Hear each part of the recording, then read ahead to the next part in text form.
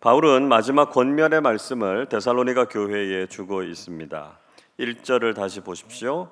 끝으로 형제들아 너희는 우리를 위하여 기도하기를 주의 말씀이 너희 가운데서와 같이 퍼져나가 영광스럽게 되고 말씀하고 있습니다. 끝으로라고 하고 있는 헬라어 단어 로이폰이라고 하는 말은 다른 주제로 넘어갈 때 흔히 쓰는 관용적인 표현입니다. 결론적인 진술을 하고 있다라고 하는 것을 보여주고 있습니다. 바울은 데살로니가 교인들에게 기도를 부탁하고 있습니다. 그 내용은 마치 데살로니가 교회에 복음이 영광스럽게 퍼져간 것처럼 다른 곳에서도 이렇게 복음이 전해지기를 기도해달라 하는 것이었습니다. 그리고 바울은 자신을 악한 사람들에게서 보호해 주실 것을 기도해달라 이렇게 부탁했습니다. 2절도 보십시오. 또한 우리를 부당하고 악한 사람들에게서 건지시옵소서 하라. 믿음은 모든 사람의 것이 아니니라 말씀하고 있습니다. 부당하고 악한 사람들이라고 하면 바울의 복음 전도를 방해했던 사람들, 대부분은 선교 지역에 있었던 유대인 적대자들이었을 것입니다. 당시에 바울이 고린도에서 편지를 쓰고 있었기 때문에 고린도에 있는 대적자들을 말하고 있는 것으로 보입니다. 그런데 여기에서 바울은 믿음에 대한 아주 중요한 진리를 깨닫게 해주고 있습니다. 그것은 믿음이 모든 사람의 것이 아니라는 것이죠. 바울은 왜 사람들이 복음을 잘 받아들이지 않는지, 게다가 복음에 대해서 공격하고 거짓 교리로 미혹하는 이유에 대해서 말해 주었습니다. 그렇습니다. 믿음이 모든 사람의 것이 아니기 때문에 우리가 복음을 전한다고 하더라도 전혀 받아들이지 않는 사람들도 있을 것입니다. 우리는 이런 사실에 실망하지 말고 복음을 전하는 우리의 사명에만 충실하면 된다는 것이죠. 그들에게 믿음을 주셔서 복음을 받아들이게 하시는 것은 하나님의 영역이다라고 하는 것을 깨달아야 합니다. 그리고 우리에게 믿음을 주신 하나님께 감사해야 한다는 것이죠. 바울은 분명한 확신이 있었습니다. 3절 보십시오.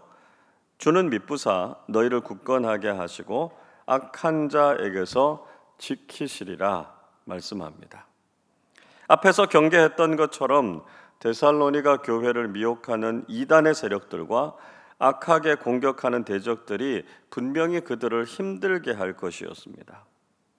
그러나 하나님께서는 신실하신 분이시기 때문에 그들의 믿음을 굳건하게 하시고 악한 자들에게서 능히 지켜주시는 분이시라는 것이죠. 4절에서 바울은 이런 믿음으로 데살로니가 교회가 명령을 받은 대로 행할 것이라고 확신했습니다. 또한 5절에서는 하나님께서 그들을 인도해 주셔서 하나님의 사랑과 그리스도의 인내에 들어가게 하실 것을 믿고 소원했다 말씀하고 있죠. 여러분, 우리 주변에도 신앙을 흔드는 이단들과 악의를 가지고 우리를 공격하는 사람들을 만나게 될 수 있습니다.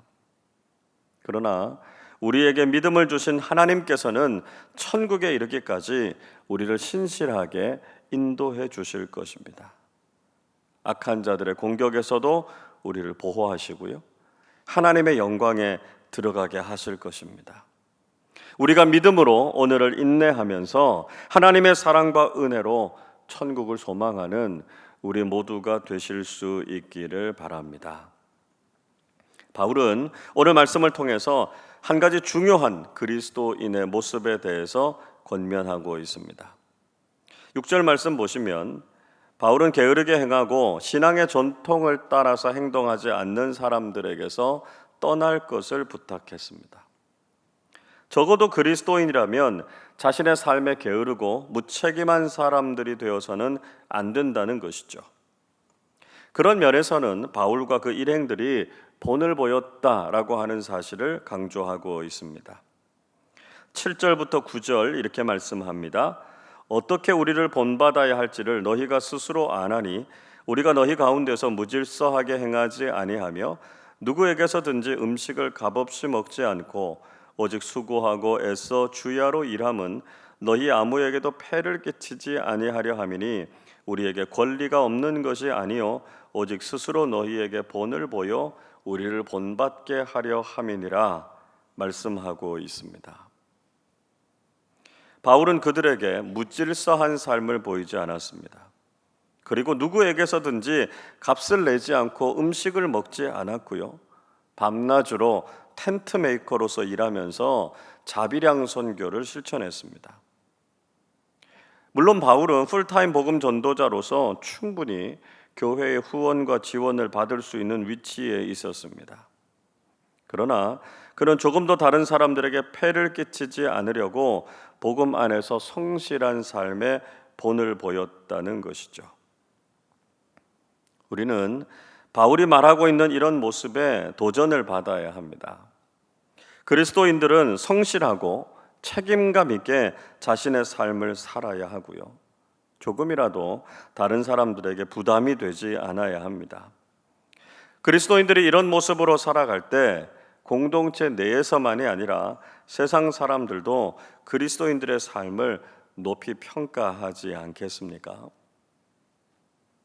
바울은 그리스도인으로서 보여야 할 성실한 삶의 모습에 대해서 몇 가지를 소개하고 있습니다. 먼저 일하지 않으면 먹지도 말라 하는 것이었습니다. 10절 말씀 같이 읽어보겠습니다.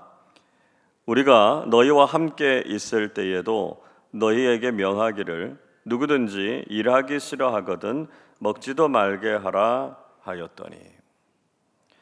우리는 그리스도인으로서 살아가면서 땀 흘리고 수고하는 것의 가치를 깨닫고 실천해야 하는 것이죠.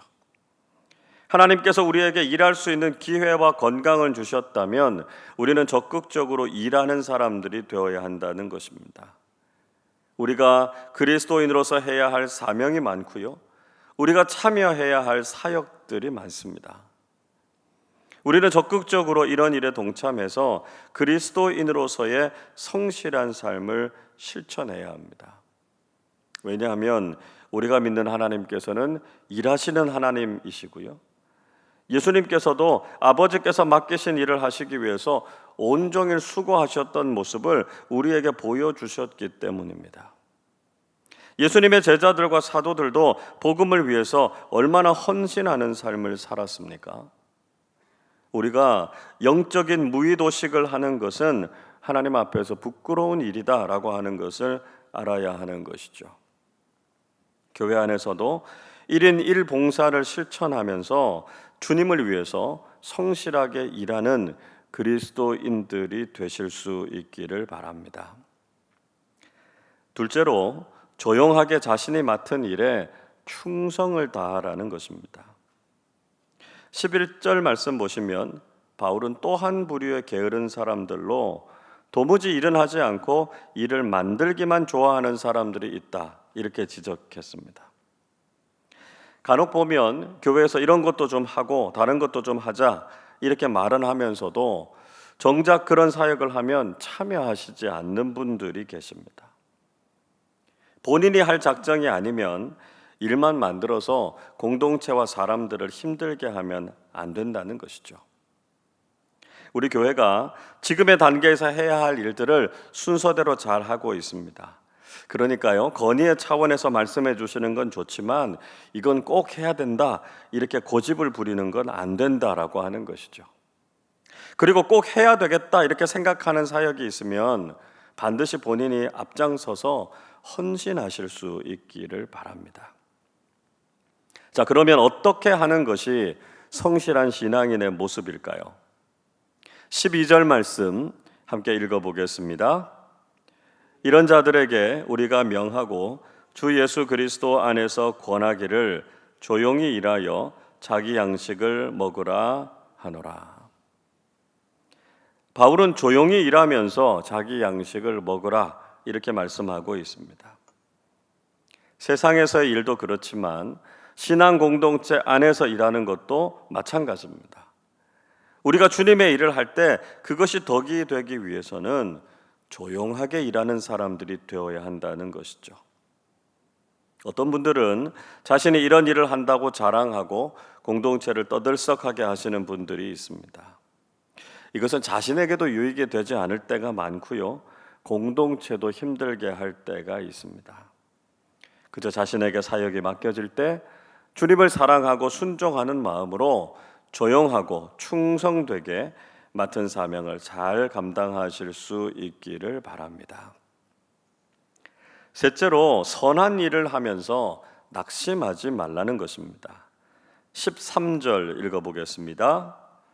형제들아, 너희는 선을 행하다가 낙심하지 말라.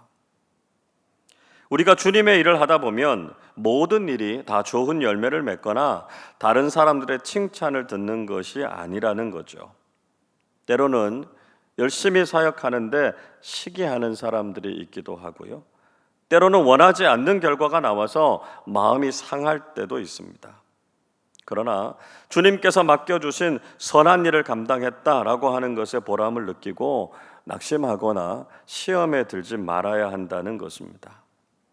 주님께서 인정하시고 칭찬하시는 일이기 때문에 결과나 평가가 좋지 않았다고 해서 지나치게 의식하지 마시기를 바랍니다.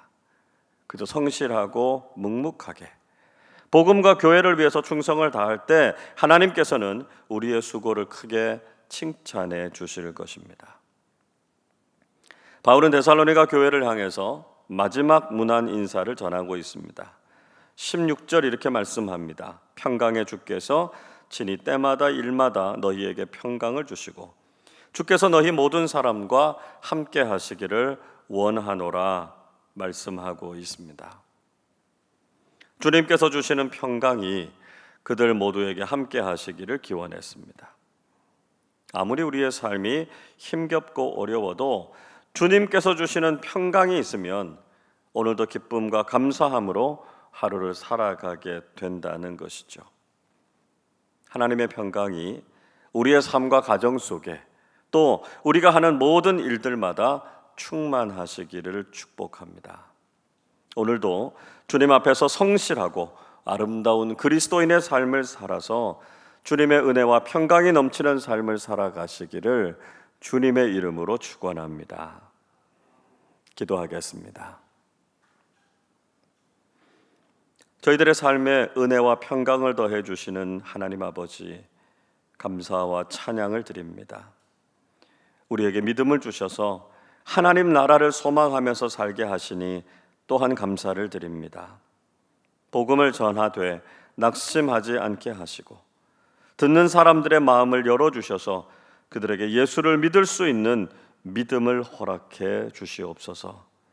우리가 게을러서 일하지 않고 일만 만드는 사람들이 되지 않게 하시고 주님께서 맡겨주시는 사역의 현장에서 조용하고 책임감 있게 충성을 다하게 하셔서 하나님과 사람들 앞에서 칭찬과 인정을 받는 좋은 일꾼들이 되게 하여 주옵소서.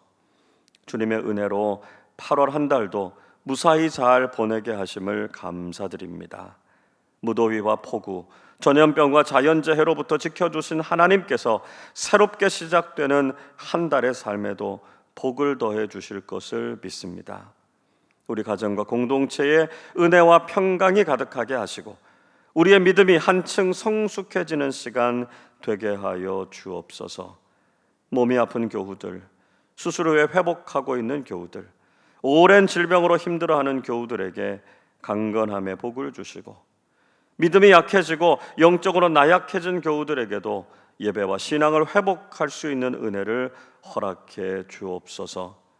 오늘 하루의 삶을 주님께서 주시는 마지막 날인 것처럼 성실과 충성으로 살아가게 하시고 우리의 믿음만이 아니라 다른 지체들의 믿음도 세워가는 성숙한 그리스도인들로 살게 하여 주옵소서.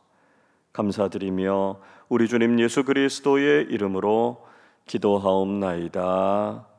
아멘.